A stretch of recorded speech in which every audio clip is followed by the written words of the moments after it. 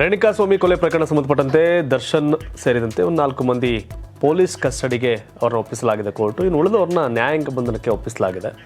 ಜೊತೆಗೆ ಈಟ್ ವೇವ್ ಜಾಸ್ತಿಯಾಗಿ ಆ ಸಾವಿನ ಸಂಖ್ಯೆ 1000ದ ಗಡಿಗೆ ಬಂದು ತಲುಪ್ತಾ ಇದೆ. ಎಲ್ಲಕ್ಕಿಂತ ಹೆಚ್ಚಾಗಿ 7ನೇ ವೇತನ ಆಯೋಗ ಜಾರಿಗೆ ಸಿದ್ದರಾಮಯ್ಯ ಸರ್ಕಾರ ಗ್ರೀನ್ ಸಿಗ್ನಲನ್ನು ಕೊಟ್ಟಿದ್ದಾರೆ. ಮತ್ತೊಂದು ಕಡೆ UGC ನೆಟ್ ಏನು ನೀಟ್ ಪರೀಕ್ಷೆ ಅವ್ಯವಸ್ಥೆ ಲೆಕ್ಕಾಚಾರ ಭಾಳ ಸೌಂಡ್ ಆಗಿತ್ತು. ಇದೀಗ UGC ನೆಟ್ ಪರೀಕ್ಷೆಯಲ್ಲಿ ಅಕ್ರಮ ಆಗಿದೆ ಅಂತ ಆ ಪರೀಕ್ಷೆಯನ್ನೇ ಈಗ ರದ್ದು ಮಾಡಲಾಗಿದೆ.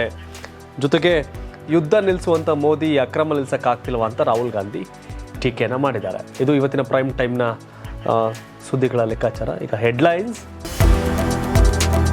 ರೇಣುಕಾಸ್ವಾಮಿ ಹತ್ಯೆ ಪ್ರಕರಣ ನಟಿ ಪವಿತ್ರ ಗೌಡ ಸೇರಿದಂತೆ 10 ಆರೋಪಿಗಳಿಗೆ ಜೈಲು. ನಟ ದರ್ಶನ್ ಸೇರಿದಂತೆ 4 ಆರೋಪಿಗಳಿಗೆ ಮತ್ತೆ ಪೊಲೀಸ್ ಕಸ್ಟಡಿ.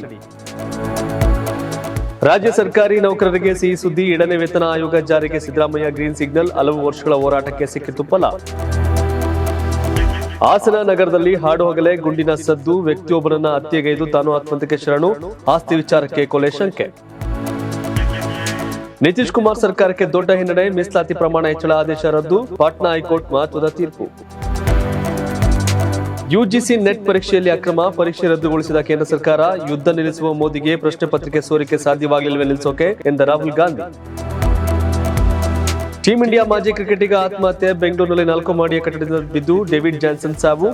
ಅರಸೀಕೆರೆ ಎಕ್ಸ್ಪ್ರೆಸ್ ಸಾವಿಗೆ ಕ್ರಿಕೆಟಿಗರ ಕಂಬನಿ. ಬಿಸಿ ಗಾಳಿಯಿಂದ ಸಂಕಷ್ಟಕ್ಕೆ ಸಿಲುಕಿದ ಹಜ್ ಯಾತ್ರಿಗಳು. ರಣಭೀಕರ ಬಿಸಿಲಿಗೆ 922 ಜನರು ಬಲಿ. ಬೆಂಗಳೂರಿನ 2 ಸಾವು.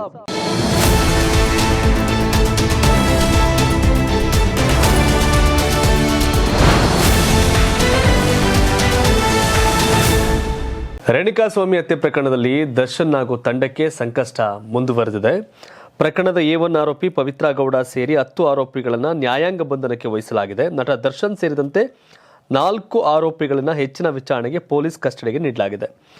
A1 ಆರೋಪಿ Pavithra Gowda, A3 Pavan, A4 Raghavendra, A5 Nandish, A6 Jagadish, A7 Anukumar, A11 Nagaraj, A12 Lakshman, A13 Deepak ಹಾಗೂ A16 ಆರೋಪಿ ಕೇಶವಮೂರ್ತಿ ನ್ಯಾಯಾಂಗ ಬಂಧನಕ್ಕೆ ಕೋರ್ಟ್ ಆದೇಶವನ್ನು ಕೊಟ್ಟಿದೆ.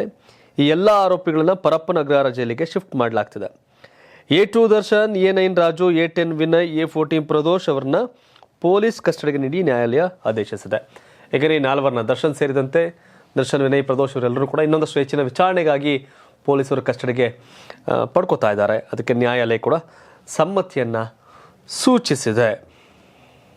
ಒಟ್ಟಾರೆಯಾಗಿ ದರ್ಶನ್ ಒಂದು ಪ್ರಕರಣದಲ್ಲಿ ಮತ್ತಷ್ಟು ಮಗದಷ್ಟು ವಿಚಾರಣೆಯನ್ನು ಪೊಲೀಸರು ಬಾಕಿ ಉಳಿಸ್ಕೊಂಡಿದ್ದಾರೆ ಅಂತ ಕಾಣ್ತಿದೆ. ಈ ದಿಸೆಯಲ್ಲಿ ಪೊಲೀಸರು ಕಸ್ಟಡಿಗೆ ಪಡ್ಕೊಂಡಿದ್ದಾರೆ.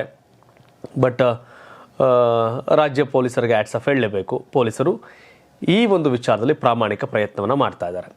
ಆಗ ನೋಡಿದ್ರೆ ಲೋಕಸಭಾ ಚುನಾವಣೆಯಲ್ಲಿ ದರ್ಶನ್ ಅವರು ಹೆಚ್ಚಿನದಾಗಿ ಕಾಂಗ್ರೆಸ್ನ ಅಭ್ಯರ್ಥಿಗಳ ಪರ ಪ್ರಚಾರ ಮಾಡಿದರು. ಆದರೆ ಕಾಂಗ್ರೆಸ್ ಆ ರೀತಿಯ ಫೇವರ್ನ ಮಾಡದೆ ಇಲ್ಲ. ಯಾರೊಬ್ಬರು ಹೇಳ್ತಾ ಇದ್ರು ಹಿಂಗೆ, ಸಿದ್ದರಾಮಯ್ಯ ಅವ್ರಿಗೆ ಆ CC ಫುಟೇಜಸ್ ವಿಡಿಯೋ ಎಲ್ಲ ತೋರಿಸಿದಾಗ ಅವ್ರು ಯಾವುದೇ ಮುಲಾಜಿಗೆ ಬೀಳದ ತನಿಖೆ ಆಗಲಿ, ಅದೇನಿದೆ ತಗೊಳ್ಳಿ ಕ್ರಮ ಅಂತ ಹೇಳಿದ್ದಾರೆ ಅಂತ ಹೇಳಲಾಗ್ತದೆ, ಗೊತ್ತಿಲ್ಲ. ಬಟ್ ಈ ಒಂದು ಪ್ರಕರಣದಲ್ಲಿ ರಾಜ್ಯ ಪೊಲೀಸರು ನಿಷ್ಪಕ್ಷಪಾತವಾಗಿ ಕೆಲಸ ಮಾಡ್ತಿದ್ದಾರೆ ಅನ್ನೋದು ಸ್ಪಷ್ಟವಾಗಿ ಕಾಣ್ತಾ ಇದೆ. ರಾಜ್ಯ ಸರ್ಕಾರಿ ನೌಕರರಿಗೆ ಗುಡ್ ನ್ಯೂಸ್ ಅನ್ನು ಕೊಟ್ಟಿದೆ. ಏನಪ್ಪಾ ವಿಷಯ ಅಂದರೆ, 7ನೇ ವೇತನ ಆಯೋಗ ಜಾರಿಗೆ ನಡೆಸುತ್ತಿದ್ದ ಹೋರಾಟಕ್ಕೆ ಫಲ ಸಿಕ್ಕಿದೆ. ರಾಜ್ಯ ಸರ್ಕಾರಿ ನೌಕರರು ನಿರೀಕ್ಷಿಸಿದಂತೆ 27% ವೇತನ ಹೆಚ್ಚಳಕ್ಕೆ ಸರ್ಕಾರ ಒಲವು ತೋರಿದೆ ಎನ್ನಲಾಗಿದೆ. ಸಚಿವ ಸಂಪುಟ ಸಭೆಯಲ್ಲಿ ಸಚಿವರ ಸಲಹೆಯನ್ನು ಮೀರಿ ವೇತನ ಹೆಚ್ಚಳ ಮಾಡಲು ಸಿಎಂ ಒಲವು ತೋರಿದ್ದಾರೆ. 27% ವೇತನ ಹೆಚ್ಚಳ ಮಾಡಲು ಸಿಎಂ ಗ್ರೀನ್ ಸಿಗ್ನಲ್ ನೀಡಿದ್ದಾರಂತೆ. ಈ ಮೂಲಕ ಕನಿಷ್ಠ 17,000 ವೇತನ ಪಡೆಯುತ್ತಿದ್ದ ನೌಕರರು ಕನಿಷ್ಠ 27,000 ಇನ್ನು ಮುಂದೆ ಜಾರಿಯಾದ ಮೇಲೆ ಪಡೆಯಲಿದ್ದಾರೆ. ಇದು ರಾಜ್ಯ ಸರ್ಕಾರಿ ನೌಕರರಿಗೆ ಒಂದು ರೀತಿಯ ಸಂತಸದ ಸುದ್ದಿ. ಗ್ಯಾರಂಟಿಯಿಂದಾಗಿ ಖಜಾನೆಯಲ್ಲಿ ಹಣ ಇಲ್ಲ, ಕಡಿಮೆ ಇದೆ ಅನ್ನೋ ಚರ್ಚೆಗಳ ನಡುವೆ ಬೇರೆ ಅಭಿವೃದ್ಧಿ ಕೆಲಸಕ್ಕೆ ಹಣ ಬೇಕು ಅನ್ನೋ ಕಾರಣಕ್ಕೆ ರಾಜ್ಯ ಸರ್ಕಾರ ಪೆಟ್ರೋಲ್ ಮತ್ತು ಡೀಸೆಲ್ ಬೆಲೆಯನ್ನು ಜಾಸ್ತಿ ಮಾಡಿತ್ತು. ಇದೀಗ ಈ ಸರ್ಕಾರಿ ನೌಕರರಿಗೆ ಸಂಬಳ ಜಾಸ್ತಿ ಮಾಡ್ತಿರೋ ಲೆಕ್ಕಾಚಾರದ ಬಗ್ಗೆ ಒಂದು ರೀತಿಯ ಜಿಜ್ಞಾಸೆ. ಖಜಾನೆಯಲ್ಲಿ ಹಣ ಇದೆಯಾ ಇಲ್ವಾ, ಇಲ್ಲದಿದ್ದಾಗಲೂ ಕೂಡ ಈ ನಿರ್ಧಾರಗಳು ಅನ್ನೋದು ಒಂದಷ್ಟು ಜನಸಾಮಾನ್ಯರ ಗೊಂದಲಕ್ಕೂ ಕೂಡ ಕಾರಣ ಆಗಿದೆ. ಇಂಧನ ಬೆಲೆ ಏರಿಕೆಯನ್ನು ಖಂಡಿಸಿ ರಾಜ್ಯ ಬಿಜೆಪಿ ಇಂದು ರಾಜ್ಯಾದ್ಯಂತ ಪ್ರತಿಭಟನೆ ಮಾಡ್ತಿದೆ. ಪೆಟ್ರೋಲ್ ಡೀಸೆಲ್ ಬೆಲೆ ಏರಿಕೆ ಖಂಡಿಸಿ ರಾಜ್ಯ ಬಿಜೆಪಿ ನಾಯಕರು ಸೈಕಲ್ ಜಾಥಾ ನಡೆಸಿದರು. ಇವತ್ತು ಬಿಜೆಪಿ ಕೇಂದ್ರ ಕಚೇರಿ ಜಗನ್ನಾಥ ಭವನದಿಂದ ವಿಧಾನಸೌಧಕ್ಕೆ ಸೈಕಲ್ ಜಾಥಾ ಹೊರಟಿದ್ದ ಪ್ರತಿಭಟನಾಕಾರರನ್ನ ಮಾರ್ಗ ಮಧ್ಯೆಯೇ ಪೊಲೀಸರು ವಶಕ್ಕೆ ಪಡೆದರು. ಈ ವೇಳೆ ಮಾತನಾಡಿದ BY ವಿಜಯೇಂದ್ರ, ರಾಜ್ಯ ಸರ್ಕಾರ ಪೆಟ್ರೋಲ್ ಡೀಸೆಲ್ ಬೆಲೆ ಏರಿಕೆಯ ಬಂಡತನವಾದ ನಿರ್ಧಾರವನ್ನು ಕೈಬಿಡಬೇಕು ಅಂತ ಒತ್ತಾಯ ಮಾಡಿದರು. ಜನರಿಗೆ ಹೊರೆಯಾಗುವ ಈ ನಿರ್ಧಾರವನ್ನು ತಕ್ಷಣ ಕೈಬಿಡಬೇಕು, ಅಲ್ಲಿಯವರೆಗೆ ಬಿಜೆಪಿ ಹೋರಾಟ ಮುಂದುವರಿಯಲಿದೆ ಅಂತ ಎಚ್ಚರಿಕೆಯನ್ನ ವಿಜಯೇಂದ್ರ ಕೊಟ್ಟರು. ಹಾಸನದಲ್ಲಿ ಇವತ್ತು ಗುಂಡಿನ ಸದ್ದು, ಗುಂಡಿನ ದಾಳಿಯಿಂದ ಇಬ್ಬರು ಸಾವನ್ನಪ್ಪಿದ್ದಾರೆ. ಒಬ್ಬರು ಗುಂಡಿನ ದಾಳಿಗೆ ಬಲಿಯಾಗಿದ್ದಾರೆ, ಮತ್ತೊಬ್ಬರು ಆ ಹತ್ಯೆಯ ನಂತರ ಅವರೇ ಗುಂಡನ್ನು ಆರಿಸಿಕೊಂಡು ಆತ್ಮಹತ್ಯೆ ಮಾಡಿಕೊಂಡಿದ್ದಾರೆ. ಈ ಒಂದು ಘಟನೆ ಹಾಸನದಲ್ಲಿ ನಡೆದಿದೆ. ತಾನು ಆತ್ಮಹತ್ಯೆ ಮಾಡಿಕೊಂಡಿರುವ ವ್ಯಕ್ತಿ ಅಂದರೆ ಮತ್ತೊಬ್ಬರಿಗೆ ಗುಂಡಿಟ್ಟು ತಾನು ಕೂಡ ಆತ್ಮಹತ್ಯೆ ಮಾಡಿಕೊಂಡಿರ್ತಕ್ಕಂಥ ಘಟನೆ ಹಾಸನ ನಗರದಲ್ಲಾಗಿದೆ. ವ್ಯಕ್ತಿಯ ಶವ ಒಂದು ಕಾರಿನ ಒಳಗಡೆ ಕಂಡು ಬಂದಿತ್ತು, ಕಾರಿನ ಹೊರಗಡೆ ಮತ್ತೊಂದು ಶವ ಪತ್ತೆಯಾಗಿದೆ. ಆಸ್ತಿ ವಿಚಾರಕ್ಕೆ ಕೊಲೆ ನಡೆದಿರುವ ಶಂಕೆ ವ್ಯಕ್ತವಾಗುತ್ತಿದೆ. ಹಾಸನದ ಶರಫರ್ ಅಲಿ ಹಾಗೂ ಬೆಂಗಳೂರಿನ ಆಸಿಫ್ ಅಲಿ ಮೃತಪಟ್ಟಿದ್ದಾರೆ. ಶರಫರ್ ಅಲಿ ಶುಂಠಿ ವ್ಯಾಪಾರಿಯಾಗಿದ್ದರೆ ಬೆಂಗಳೂರು ಮೂಲದ ಆಸಿಫ್ ಅಲಿ ರಿಯಲ್ ಎಸ್ಟೇಟ್ ವ್ಯವಹಾರ ಮಾಡ್ತಿದ್ರು. ಇಬ್ಬರ ನಡುವೆ ರಿಯಲ್ ಎಸ್ಟೇಟ್ ವಿಚಾರಕ್ಕೆ ಗಲಾಟೆ ನಡೆದು ಹತ್ಯೆ ಆಗಿರಬಹುದು ಅಂತ ಶಂಕಿಸಲಾಗ್ತಾ ಇದೆ. ಬಿಹಾರದ ನಿತೀಶ್ ಕುಮಾರ್ ಸರ್ಕಾರಕ್ಕೆ ದೊಡ್ಡ ಹಿನ್ನಡೆಯಾಗಿದೆ. ಹೌದು, ಮೀಸಲಾತಿ ವಿಚಾರದಲ್ಲಿ ನಿತೀಶ್ ಕುಮಾರ್ ಸರ್ಕಾರಕ್ಕೆ ಹಿನ್ನಡೆಯಾಗಿದೆ. 50% ಶೇಕಡ 65ಕ್ಕೆ ಮೀಸಲಾತಿ ಪ್ರಮಾಣವನ್ನು ಬಿಹಾರ ಸರ್ಕಾರ ಹೆಚ್ಚಿಸಿ ಆದೇಶವನ್ನು ಹೊರಡಿಸಿತ್ತು. ಇದನ್ನು ಪಾಟ್ನಾ ಹೈಕೋರ್ಟ್ ರದ್ದುಗೊಳಿಸಿದೆ. ರಾಜ್ಯವ್ಯಾಪಿ ಜಾತಿ ಸಮೀಕ್ಷೆ ನಡೆಸಿ ಸರ್ಕಾರಿ ಉದ್ಯೋಗ ಮತ್ತು ಶಿಕ್ಷಣದಲ್ಲಿ ಮೀಸಲಾತಿ ಪ್ರಮಾಣವನ್ನು ಕಳೆದ ವರ್ಷ ಹೆಚ್ಚಿಸಲಾಗಿತ್ತು. ರಾಜ್ಯ ಸರ್ಕಾರದ ಈ ಕ್ರಮವು ಸುಪ್ರೀಂ ಕೋರ್ಟ್ ಆದೇಶಿಸಿದ ಮೀಸಲಾತಿಯ ಶೇಕಡ 50ರ ಮಿತಿಯನ್ನು ಮೀರಿದೆ. ಹೀಗಾಗಿ ಪಾಟ್ನಾ ಹೈಕೋರ್ಟ್ ಇದನ್ನು ಸಂವಿಧಾನ ಬಾಹಿರ ಅಂತ ಕರೆದಿದೆ. ನೀಟ್ ಪರೀಕ್ಷೆಯಲ್ಲಿ ಅಕ್ರಮ ಆಗಿದೆ, ಫಲಿತಾಂಶ ಗೋಲ್ಮಾಲ್ ಆಗಿದೆ ಅನ್ನೋದು ದೇಶಾದ್ಯಂತ ಚರ್ಚೆ ಆಗ್ತಿದೆ. ಈ ನಡುವೆ UGC ನೆಟ್ ಪರೀಕ್ಷೆಯಲ್ಲೂ ಕೂಡ ಅಕ್ರಮ ಆಗಿದೆ ಅಂತ ಒಂದು ಪರೀಕ್ಷೆಯನ್ನು ರದ್ದು ಮಾಡಿರ್ತಕ್ಕಂಥ ಘಟನೆ ನಡೆದಿದೆ.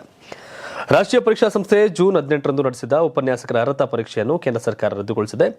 ಈ ಪರೀಕ್ಷೆಯಲ್ಲಿಯೂ ಅಕ್ರಮ ನಡೆದ ಆರೋಪಗಳು ಕೇಳಿಬಂದ ಹಿನ್ನೆಲೆಯಲ್ಲಿ ಕೇಂದ್ರ ಶಿಕ್ಷಣ ಸಚಿವಾಲಯ ಈ ಕ್ರಮ ಕೈಗೊಂಡಿದೆ. ಜೊತೆಗೆ ಈ ಪ್ರಕರಣದ ತನಿಖೆಯ ಹೊಣೆಯನ್ನು CBIಗೆ ಹಸ್ತಾಂತರಿಸಲು ತೀರ್ಮಾನಿಸಲಾಗಿದೆ. ಜೂನ್ 18ರಂದು 11 ಲಕ್ಷಕ್ಕೂ ಅಧಿಕ ಅಭ್ಯರ್ಥಿಗಳು UGC ನೆಟ್ ಪರೀಕ್ಷೆಯನ್ನು ಬರೆದಿದ್ರು. ಒಟ್ಟಾರೆ ಬಹಳ ದುರಂತದ ವಿಷಯ.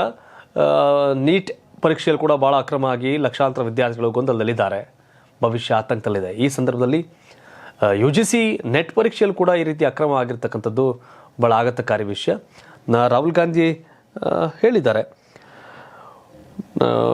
ಏನೇನೋ ಯುದ್ಧ ತಡೆಯೋಕ್ಕೆಲ್ಲ ಹೋಗ್ತಾರೆ, ಆದರೆ ಪರೀಕ್ಷಾ ಅಕ್ರಮವನ್ನು ತಡೆಯೋಕ್ಕಾಗ್ತಾ ಇಲ್ಲ. ರಷ್ಯಾ ಉಕ್ರೇನ್ ಮತ್ತು ಇಸ್ರೇಲ್ ಗಾಜಾ ಯುದ್ಧವನ್ನು ನಿಲ್ಲಿಸಿದ್ರು ಅಂತೂ ಹೇಳಲಾಗ್ತಿತ್ತು ಮೋದಿ, ಆದರೆ ಪ್ರಶ್ನೆ ಪತ್ರಿಕೆ ಸೋರಿಕೆಯನ್ನು ನಿಲ್ಲಿಸೋಕೆ ಸಾಧ್ಯ ಆಗ್ತಿಲ್ವಲ್ಲ ಅಂತ ವ್ಯಂಗ್ಯವಾಗಿ ರಾಹುಲ್ ಗಾಂಧಿ ಟೀಕಿಸಿದ್ದಾರೆ. ಜೊತೆಗೆ ಮಾನಸಿಕವಾಗಿ ನರೇಂದ್ರ ಮೋದಿ ಕುಸಿದ್ದು ಸರ್ಕಾರ ನಡೆಸಲು ಹೆಣಗಾಡ್ತಿದ್ದಾರೆ ಅಂತ ರಾಹುಲ್ ಗಾಂಧಿ ಟೀಕೆ ಮಾಡಿದ್ದಾರೆ.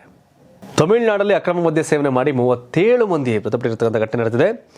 ಅಕ್ರಮ ಮದ್ಯ ಸೇವಿಸಿ 37 ಮಂದಿ ಮೃತಪಟ್ಟಿದ್ದು, ಒಟ್ಟು 107 ಜನರನ್ನು ಕುಲ್ಲಕುರ್ಚಿ ಸರ್ಕಾರಿ ವೈದ್ಯಕೀಯ ಕಾಲೇಜು ಆಸ್ಪತ್ರೆಗೆ ದಾಖಲಿಸಲಾಗಿದೆ. ಮದ್ಯ ಮಾದರಿಗಳನ್ನು ಮಾರಣಾಂತಿಕ ಮೆಥನಾಲ್ ಇರುವಿಕೆಯ ಪ್ರಯಾಗಲಿದ ಪರೀಕ್ಷೆಯಲ್ಲಿ ಪತ್ತೆಯಾಗಿದೆ. ತಮಿಳುನಾಡು ಮುಖ್ಯಮಂತ್ರಿ MK ಸ್ಟಾಲಿನ್ ಅವರು ಪ್ರಕರಣ ತನಿಖೆ ನಡೆಸುವಂತೆ CBCIDಗೆ ಆದೇಶವನ್ನು ಕೊಟ್ಟಿದ್ದಾರೆ. ಒಟ್ಟಾರೆ ಸರ್ಕಾರ ತಮಿಳುನಾಡಲ್ಲಿ ದುರಂತ, ಒಂದು ಪಟಾಕಿ ದುರಂತ ಆಗ್ತಿರುತ್ತೆ, ಮತ್ತೊಂದು ಈ ರೀತಿಯ ಅಕ್ರಮ ಮದ್ಯದ ಬಲಿಗಳಾಗ್ತಾ ಇರ್ತವೆ.